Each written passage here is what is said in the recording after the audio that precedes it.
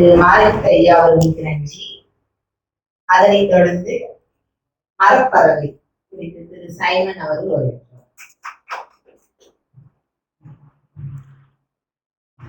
பேரன்புகள், ஒரு பேராசிரியர் பேசி, ஒரு ஆசிரியர் பேசி, ஒரு கவிஞர் பேசி, அடுத்து ஒரு சாமானியனா, ஒரு சாதாரண மனுஷனா நான் பேச அதாவது கடைசியா பேசுறவங்களுக்கே உள்ள ஒரு கஷ்டம் இருக்கும். நான் கடைசியில எங்க அண்ணன் தான் கடைசி இருந்தாலும் எல்லாத்தையுமே சொல்லிடுவாங்க. நம்ம தேடி தேடி தேடி இல்ல மிஸ் பண்ணது ஏதாவது எங்கேயாவது இருக்கான்னு பார்த்து பார்த்து நம்ம பேசணும். இருந்தாலும் மிகவும் பேரன்போடு தான் இதை நான் எடுத்துக்கிட்டேன். ஆக்சுவலி இவங்க எல்லாருமே அண்ணனால குறிக்கப்பட்டவர்கள்.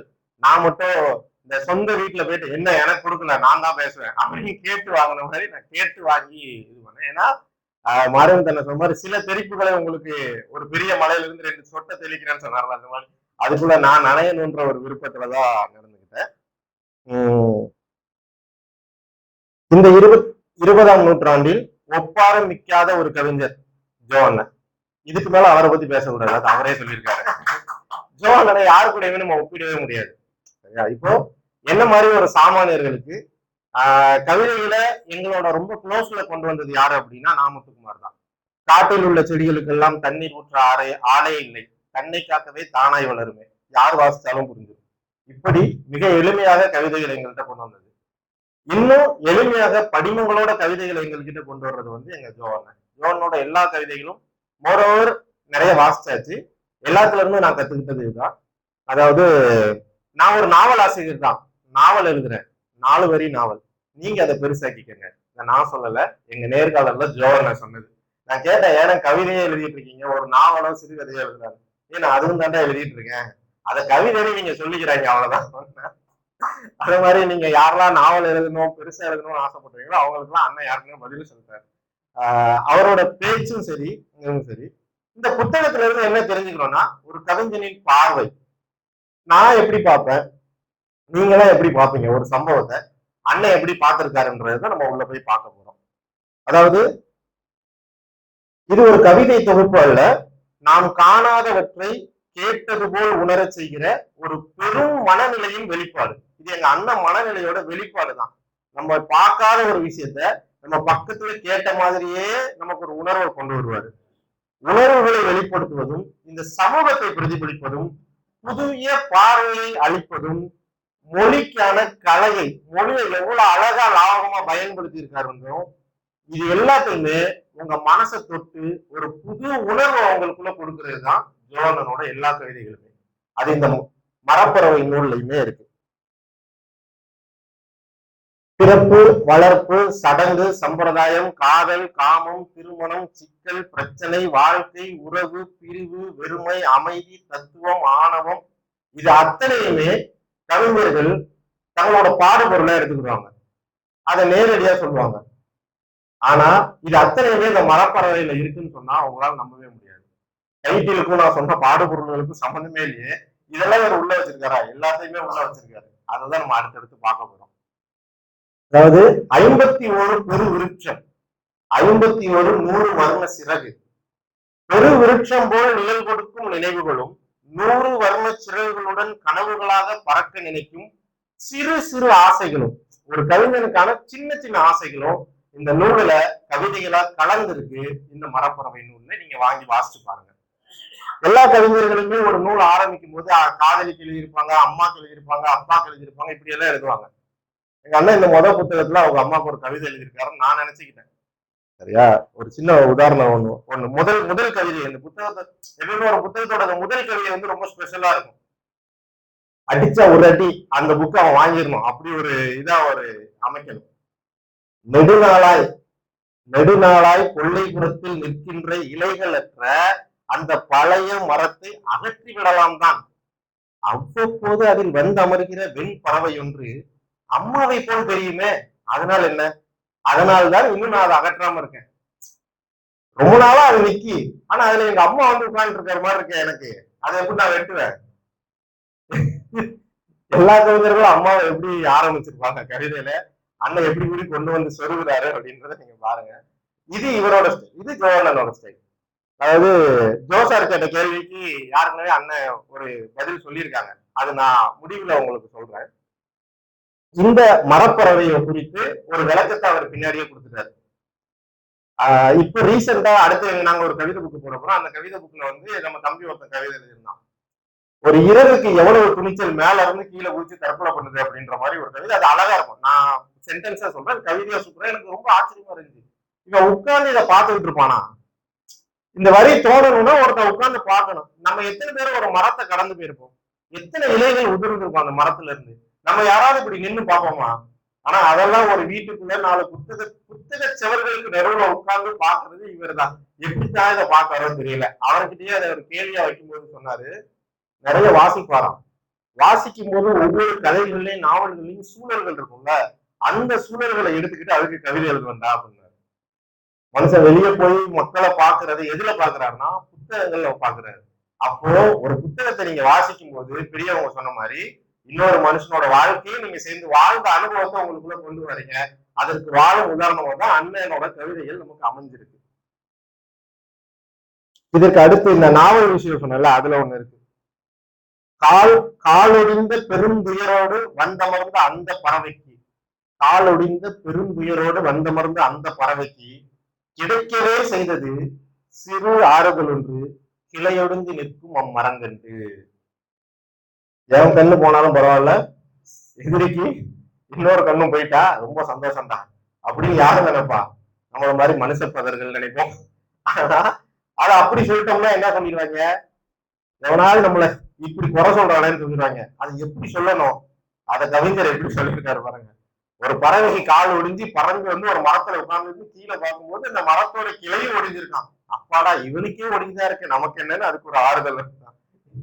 எப்படியா யோசிச்சு இவ்வளவு ஒரு, அதாவது அவர் வேற அர்த்தத்துல கூட எழுதியிருக்கலாம். என்ன மாதிரி சாதாரணமானவனுக்கு இப்படிதான் புரிஞ்சு இப்படியும் ஒரு விஷயத்த வந்து மக்கள் கிட்ட கொண்டு போக முடியுமா? அவர் 4 வரியில ஒரு நாவல் எழுதுறேன்னு சொல்லுவாரு. அதுக்கான ஒரு சின்ன உதாரணம், இதுவரை கேள்விப்பட்டதே இல்லை பறவை ஒன்று கைவிட்டு போனதொரு கூட்டை. இதுவரை கேள்விப்பட்டதே இல்லை பறவை ஒன்று கைவிட்டு போனதொரு கூட்டை, மரம் ஒன்று தள்ளிவிட்டதாய் ஒரு கதை. இது ஒரு நாவலோட கடைசி நாள்ல. அப்படி எடுத்துக்கங்களேன். இதுக்கு முன்னாடி நம்ம என்னெல்லாம் எழுதலாம்? ஒரு பறவை அந்த கூட்டுல வந்து வாழ்ந்திருக்கோம், அது விட்டுட்டு போயிட்டு, ஆனாலும் இந்த மரம் அந்த கூட்டை சுமந்துக்கிட்டே அலைஞ்சிட்டு இருக்கு. ஏண்டான்னு கேட்டா இன்னும் 4 பறவை வந்து வாழும்ல அப்படின்னு. கூட கட்ட தெரியாத முட்டா பறவைகள் என்ன மாதிரி இருந்தா போய் வாழ்ந்துக்குருவோம்ல. எப்படி? அதாவது அவர் சொல்லுது, நான் அதை கேள்வி கேட்கும் போது கூட அது எப்படி வந்துடும் அப்படின்னு நினைச்சேன். ஆனா இந்த புத்தகத்தோட 3 தடவை கிட்ட வாசித்து முடிச்சுட்டேன். எப்ப இருந்து? இன்னைக்கு காலையில இருந்தான். காலையில இருந்து வாசிக்கவும் 3 தடவை திரும்ப படிக்கிறேன். இதை படிச்சு முடிச்சுட்டு யோசிச்சு பாக்குறேன், எவ்வளவு பெரிய விஷயத்த ஒரு பெரிய ஒரு நாவலையே ஒரு உள்ளுக்குள்ள ஒரு 6 வரியில சொல்லிட்டாரு அப்படின்னு சொல்லிட்டு. அதெல்லாம் வந்துட்டு அதான் நான் முதல்ல சொன்ன மாதிரி இவரை யார் கூடயும் நம்ம ஒப்பிட்டு பார்க்கவே முடியாது. நம்ம எல்லாம் சொல்லுவோம் குழந்தையாவே இருந்திருக்கலாம் அப்படின்னு. அப்படின்றது ஒரு சொற்சொடர். நம்ம எப்பயுமே பள்ளிக்கூடத்திலேயே படிச்சிருந்திருக்கலாம், ஏன்டா இந்த கல்லூரி வாழ்க்கை முடிஞ்சு போச்சு. அண்ணன் டைட்டிலுக்கு என்ன சொல்லிருக்காதுமா, செடியாகவே இருந்திருக்கலாம் என்று நினையாத மரம் ஒன்று கிடையாது. எல்லாம் மரமா அப்படிதான் செடியாவே இருந்திருக்கலாம், ஏன்டா மரம் ஆனோம் அப்படி வருவாங்க. மரத்துக்கிட்ட பேசுவாரோ? போய் மரம் வீட்டுக்கு பின்னாடி பாத்தீங்கன்னா 4-5 மரம் இருக்கும். ஒருவேளை அந்த கட்டில உட்காந்து இந்த மரங்கள் கிட்டதான் இவர் பேசிக்கிட்டு இருப்பாரா, கேட்டு எதுவும் சொல்லியிருக்காரா அப்படின்ற அளவுக்கு எல்லாம் ஆச்சரியமா இருந்துச்சு. ஏன்னா நான் இப்படி மரத்தை பார்த்திருப்பா, இல்ல நீங்க இப்படி பார்த்திருப்பீங்களான்னு தெரியல. இது இப்படி மரத்துக்கு ஒரு சிந்தனை இருக்குமா, அது நினைச்சுக்கிட்டு இருக்குமா, நான் செடியாவே இருந்திருக்கலாம், இல்ல இதுல காதல் கவிதைனால இருப்பாப்ல ரெண்டு மரத்தை பத்தி. அதெல்லாம் யோசிச்சு பாக்குற எப்படி அப்படின்னு சொல்லிட்டு. அதாவது இது எப்படின்னா ஒரு கவிதை தெரிப்புன்னு சொல்லுவாங்களா, பூக்கவே செய்கிறது வெட்டப்பட்ட மரம் ஒன்று குழந்தையின் கைகளில் பென்சில் ஆகும்போது. இத படிச்சு முடிச்சுட்டு 2-3 பேருக்கு போன் பண்ணி சொல்லிட்டு இருந்தேன், இங்க பாடுறா யாரையும் எங்கெங்கயோ தேடிட்டு இருக்கீங்க, இன்ஸ்டாகிராம் கவிஞர்களை எங்கால வாரம் என்ன எழுதியிருக்காருன்னு சொல்லிட்டு. எல்லாரும் இதுல இருந்து வெளியே வரவே முடியல. ஆக்சுவலி அணிலாடு மூன்றில் படிச்சுட்டு என்ன ஒரு இது கிடைச்சிச்சோ, பட்டாம்பூச்சி விருப்பம் படிச்சுட்டு எப்படியெல்லாம் நான் ஊருக்கு பேசிட்டு இருந்தனோ அதே மாதிரிதான் இந்த ஒரு கவிதை போதும் அண்ணனை பத்தி பெருசா சொல்றதுக்கு. நாங்க குழந்தைகளோட இருக்கும் பொழுதுதான் குழந்தைகளை பாக்குறோம், எங்க பார்வை எனக்கு இது வரைக்கும் தோணலையே, எங்களுக்கு தோணலையே அப்படின்னு தான் எனக்கு தோணும். இந்த காதல் கவிதை சொன்னல அது வந்துட்டோம். அருவருகே நின்றிருந்தாலும் பேசிக் கொள்வதில்லை அவ்விரு மரங்களும், அருவருகே நின்றிருந்தாலும் பேசிக் கொள்வதில்லை அவ்விரு மரங்களும், அதை பற்றியெல்லாம் கவலைப்பட்டதாய் தெரியவில்லை தழுவும் அதன் இரு நிழல்களும். ரெண்டு மரம் பேசிக்காது, ஒருத்தர் ஒருத்தர் பார்க்குமானும் தெரியாது, ஆனா நிழல் ரெண்டு என்ன பண்ணும், அவங்க பேசிப்பாங்க தழுவி கொள்வாங்களாம். ரெண்டு நிழல் தழுவுறத அப்ப காலையில இருந்து சாயங்காலம் வரைக்கும் ரெண்டு மரத்துக்கு அடியில இருந்து பார்க்க ஒரு மனுஷனால மட்டும்தான் எடுக்க முடியும். கரெக்டா? ஒரு மனுஷன் உட்கார்ந்து அதுல சூரிய ஒளி பட்டு நிழலாகி அதுல இருந்து தழுவி வர்றத பார்த்துக்கிட்டே இருந்திருக்காரு. அவரால் மட்டும்தான் அதை எழுத முடியும். அது இது வந்து என்னன்னா, இந்த உலகத்தை நீங்க எப்படி பார்க்கணும் அப்படின்ற ஒரு பார்வையை நமக்கு கற்றுக் கொடுக்குது. மனுஷங்களை நம்ம எப்படி பார்க்கணும், நம்ம எப்படி பார்த்துக்கிட்டு இருக்கோம் அப்படின்றத சும்மாதான் குறிப்பெடுத்து வச்சிருக்கேன். எந்த பக்கத்தை திருப்பினாலும் எல்லா கவிதைகளுமே அருமையான கவிதைகள் தான், ஆனா எல்லாத்தையுமே சொல்லிட முடியாதுல்ல. அதனாலதான் இந்த 2 வரி கவிதை சொன்னாங்க. இன்னொரு யானை பூவுலையும் ஒரு இருந்துச்சு, அதாவது வெட்டப்பட்ட மூங்கில்ல இன்னும் பூவாசம் அடிக்குதுன்ற மாதிரி 2 வரியில எழுதியிருப்பாரு. அதெல்லாம் அருமையா இருந்து. இதுல ஒரு 2 எல்லா இடத்துலயும் அந்த 2 வரி கவிதை சொல்லியிருப்பாரு. எல்லா மரமும் ஏதோ ஒரு பூதான், எல்லா மரமும் ஏதோ ஒரு பூதான். இது ஒரு பூக்களை நேசிக்கிறவனாலையும் மரங்களை நேசிக்கிறவனாலையும் மட்டும்தான் இப்படியெல்லாம் சிந்திக்க முடியும். சும்மா ஒரு மரத்தை பார்த்துட்டு நம்ம பெய்வோம். அண்ணன் அண்ணன் அப்படி இல்லை போல, அண்ணன் ஒவ்வொரு விஷயத்தையும் ரொம்ப உன்னிப்பா கவனிக்கிறாரு. இப்போ வந்து நமக்கெல்லாம் ஒரு இது மாதிரி சொன்னாரு, அதாவது இது செம்ம லெசனா இருந்துச்சு எனக்கு. இந்த கவிதை வந்துட்டு ஒரு உண்மையிலே ஒரு லெசனா தான் இருந்துச்சு. உதிரும் இலைகளை குப்பையாய் கருதும் மனம் வளர்ப்பதில்லை முற்றத்தில் எல்லாம் மரம். ஒரு மரம் உதிர்ந்த இலையை நீ குப்பைன்னு நினைச்சா நீ மரமே வளர்க்க மாட்டாரா? எவன் ஆப்பானா? நம்ம எல்லாருமே என்ன குப்பையா இருக்கு, டெய்லி தூக்கணுமே. இலையுதிர் காலம் வந்துட்டா எல்லா அம்மாவும் டென்ஷன் ஆயிடுவாங்க, வேப்ப மரம் தூதாவது அழாதுன்னு. ஆனா ஒரு கவிதை என்ன சொல்லலாம் பாருங்க, இதை குப்பைன்னு நினைக்கிறியா நீ மரமே வளர்க்க மாட்ட. அப்ப அது உரம்னு நினை, அது நல்லதுன்னு நினை, ஏதாவது நினை, குப்பைன்னு நினைக்காத. இதெல்லாம் வந்து எப்படின்னா, அவரு மாறா பேரன்புடன் எப்பவுமே சொல்லுவார். உண்மையிலே அவர் பேரன்புக்கு சொந்தக்காரர் தான். பேரன்புக்கு சொந்தக்காரனால மட்டும்தான் இந்த அளவுக்கு ஒரு விஷயத்தை உன்னிப்பாக கவனிக்க முடியும்.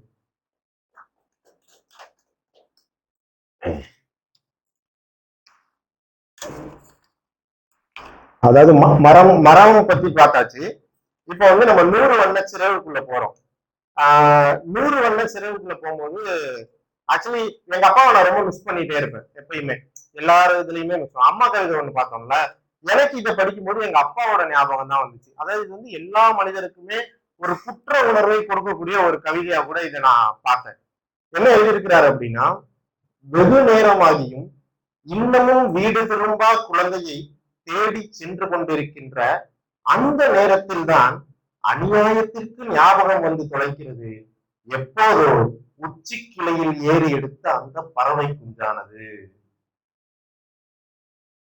எப்பவோ சின்ன வயசுல கிளி பிடிக்கவோ காக்கா பிடிக்கவோ உச்சி கிளையில ஒரு குஞ்சு எடுத்திருப்போம், அது தப்புன்னு கூட நமக்கு தெரிஞ்சிருக்காது. ஆனா இன்னைக்கு நம்ம வெத்தக்குள்ள வீட்டுக்கு வர லேட் ஆகுதுன்னு ஒரு மனம் பதறது பாருங்க. அந்த பறவை எப்படி பதர்ந்துருக்கும்.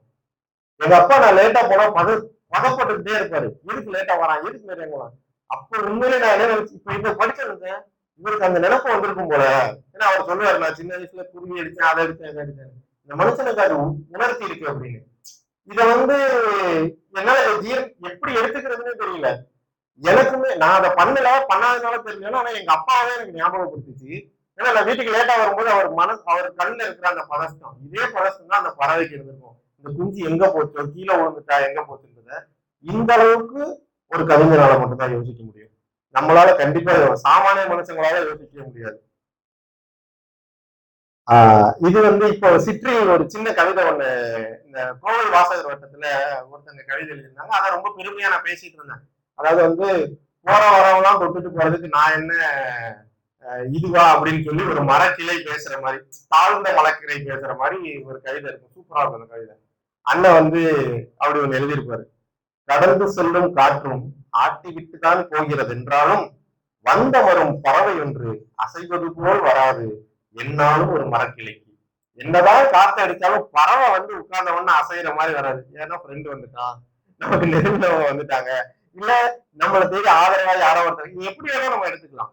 ஏதோ ஒரு உணர்வு நமக்கு வெளியில இருந்து கிடைக்கும் போது மனுஷனுக்கு அந்த ஒரு இது நடக்கல உள்ளுக்குள்ள, அந்த இது இந்த கவிதையை படிக்கிற ஒவ்வொருத்தருக்குமே நடக்கும். அது ரொம்ப அருமையா இருக்கு. இது எப்படின்னா சமூகம் சொல்லியிருந்தேன்ல, நீங்க எப்படிப்பட்ட ஒரு மனுஷன் இருக்கணும், நாளே வழியில சொல்றேன் கேட்டுக்கங்க அப்படின்னு அண்ணன் சொல்றாரு. வெண்புறாவும் அண்டங்காக்கையும் ஒன்றுதான் என்பதற்கு வானமாய் இருக்க வேண்டும் ஒரு மனது. அதான் முதல் சொன்னது, பிறப்புக்கும் எல்லா உயிருக்கும் யாரும் உடைய அவரும் கேள்வி முடிச்சிட்டாரு. வரையில அண்டங்காக்கவோ வெண்புறாவும் ஒண்ணுதான், இதை ஒத்துக்கன்னா உன் மனசு வானமா இருக்கணும். அவர் மனசு வானமா இருக்கு, நம்ம மனசு வானமா இருக்கான்னு நம்ம யோசிச்சு பார்க்கணும்.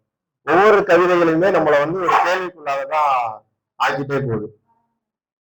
அதுக்கப்புறம்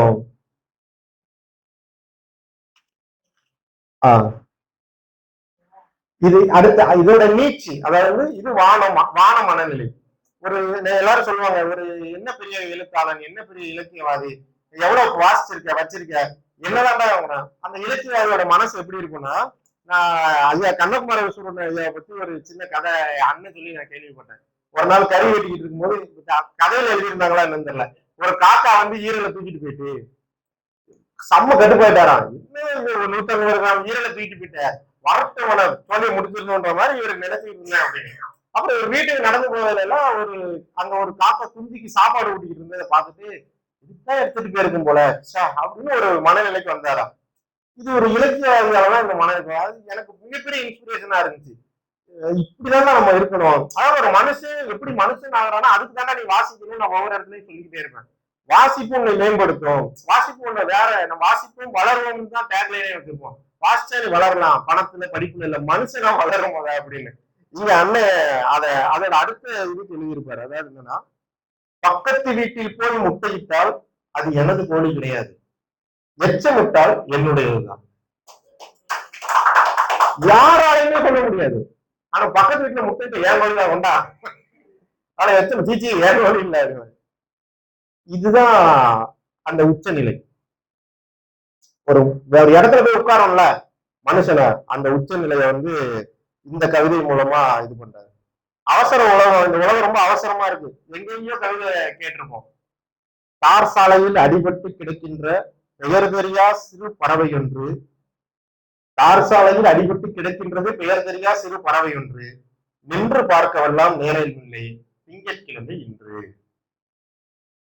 இன்னைக்கு என்ன கிழமை? திங்கக்கிழமை, எனக்கு நின்று பார்க்கலாம் நேரம் இல்லை. இன்னொரு கவிதையில அண்ணன் எழுதின கவிதைதான், ஞாயிற்றுக்கிழமை வர்றதுக்கு தான் 6 நாள் ஆகுது, திங்கக்கிழமை அடுத்த நாளே வந்துடுது.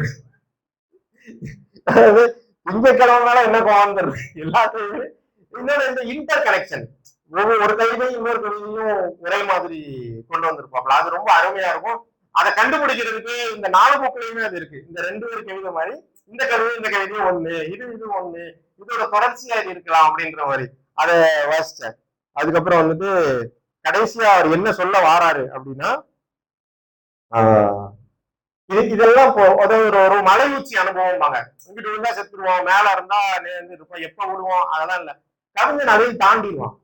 அது இந்த பார்வையை பாருங்க, இந்த பார்வை யாருக்கு வரும்? பறந்து கொண்டு இருக்கும் போது சுடப்பட்டு சாகும் சுகமெல்லாம் எங்கே தெரிய போகின்றது இந்த மண் புழுக்களுக்கு. எப்படி சொல்றது? பறந்து கொண்டு ஒரு பறவையை சுற்றுவ, அது சுற்றுவா, ஐயோ நம்ம இப்படிதான் பார்ப்போம், ஐயோ பறவையை கொண்டுட்டா அது அண்ணன் பறவை ஆயிட்டு பறந்து. இதுவும் பாசிட்டிவிட்டி. பறந்துகிட்டு இருக்கையில சுடப்பட்டு சாகிற சுகம்லாம் உனக்கு கிடைக்குமாடா அப்படின்ற மாதிரி, அது பாசிட்டிவிட்டி. அவர் எல்லாத்தையுமே பாசிட்டிவா தான் பாக்குறாரு. இங்க அவரு எங்களுக்கு தெரியும், இந்த விழாவும் இந்த புத்தகமும் நாங்க எவ்வளவு போராடி இதை கொண்டு வந்திருக்கோம்னு. அவரால் இப்ப நானா இருந்து அதை பண்ணிருப்பேனான்னு தெரியல, நம்ம யாரா இருந்தோம்னா அண்ணனால இருந்ததுனால மட்டும்தான் இவ்வளவு பாசிட்டிவிட்டி. நானும் பேசுறேன், இது எப்படி அது எப்படி, நீ எப்பயுமே இந்த ஒரு விஷயத்தை திரும்ப திரும்ப பேசிட்டே இருக்கும்போது இந்த பாசிட்டிவிட்டியை ஸ்ப்ரெட் பண்ணிட்டே இருப்பாப்ல. ஆறா இருக்குன்னு சொல்லுவாங்க யாருக்கிட்டே நம்ம நெருங்கும் போது. இதெல்லாம் நம்ம நம்புறது இல்லதான், இருந்தாலும் சில கவிதைகள் படிக்கும் போது இருந்தா நல்லா தான் இருக்கும்னு கமல் சொன்ன மாதிரி எனக்கு சொல்ல தோணுது. உண்மையிலே பாசிட்டிவிட்டி செம்மையா இருக்கு. இதெல்லாம் தாண்டி இறுதியா முடிக்கும் போது மெசேஜ், காற்றாலை கோபுரத்தின் உச்சியில் அமர்ந்து பார்த்து கொண்டிருந்தது அந்த கடைசி பறவை வீழும் இறுதி மரத்தை. கடைசி பறவை, பறவையும் கடைசி பறவை தான். மரம் சேர்த்துட்டுனா பறவை உண்டு. வீழும் இறுதி மரத்தை. இயற்கையாவே காற்று தர்ற எண்ணெய் வெட்டி நீ காற்றாலை வச்சுட்ட, இதுக்கு மேல கடைசி பறவை இருக்கு, கடைசி மரம் கீழே இருக்கு. இந்த சமூகத்துக்கு எவ்வளவு பெரிய செய்தியை சொல்லியிருக்காரு பாத்தீங்களா?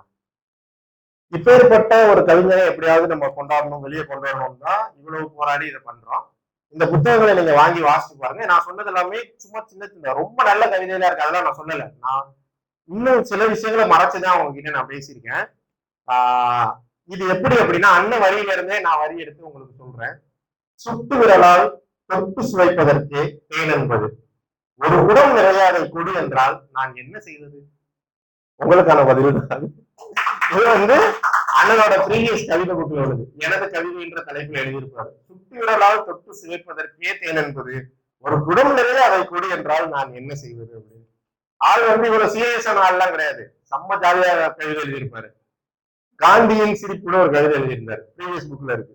கைக்கு வருவது 100 10 80 இருக்கிறது, காந்தியின் புன்னகையை ரசிப்பதா வெறுப்பதா என்பது. கைக்கு வர தாள பொறுத்தா இருக்கு, அதை நான் ரசிக்கணுமா வேண்டாமா. அதே மாதிரி இந்த மனமும் பாசிட்டிவிட்டியும் அவரோட எல்லா புத்தகத்திலையுமே அவர் கொண்டு வந்திருக்காரு. விடிய விடிய விழித்திருந்து படித்தது அப்படி ஒன்றும் வீணாகி விடவில்லை, கிடைக்கவே செய்தது ஒரு இரவு காவலன் வேலை. எப்படி? அதாவது விடிய விடிய விழித்திருந்து படிச்சேன், ஆனா அதெல்லாம் வேஸ்டா போல, என்ன விழிச்சு எனக்கு முடியாது, இன்னைக்கு நான் செக்யூரிட்டி வேலை பாக்குறேன். இந்த அளவுக்கு பாசிட்டிவிட்டி ஒரு மனுஷன் ஸ்ப்ரெட் பண்ண முடியும்னா இன்னும் அவரு பெரிய பெரிய இடங்களுக்கு ரீச் ஆகணும். இதுதான் என்ன சொல்றது, கடைசி இதை சொல்லிதான் முடிக்கணும்னு நினைக்கிறேன். எல்லா மலரிலும் அமர்ந்திருக்கவே செய்கின்றது ஏதேனும் ஒரு வண்ணத்து பூச்சியின் வாசனையானது. எல்லா மலர்லையும் வண்ணத்து பூச்சி, மலரோட வாசனையை மட்டும்தான் நான் பார்ப்பேன், நம்ம எல்லாம் பார்ப்போம். ஒரு கவிஞனால மட்டும்தான் அந்த மலர்ல உட்கார்ந்த வண்ணத்து பூச்சியின் வாசனையும் பார்க்க முடியும். அப்பேற்பட்ட கவிஞன் தான் நம்ம ஜோ அண்ணன். அவரை இன்னும் எந்த அளவுக்கு நாங்க முன்னாடி எடுத்துட்டு போக முடியுமோ அவ்வளவு தூரம் எடுத்துட்டு போறோம். நீங்க எல்லாருமே சப்போர்ட் பண்ணுங்க. அண்ணனுக்கு வாழ்த்துக்கள். இந்த 4 புத்தகங்களையுமே எங்களுக்கு படிக்க கொடுத்ததுக்கு. அண்ணன் ஸ்டைலே சொல்லணும்னா, மாறா பேரன்புடன் நீங்க எப்பயுமே இருங்கன்னு உங்களை இன்னும் இறுக்கி அணைச்சிட்டு ஆசைப்படுறோம். நிறைய முத்தங்களுடன் பேரன்பும் பெருமகிழ்ச்சியும். நன்றி.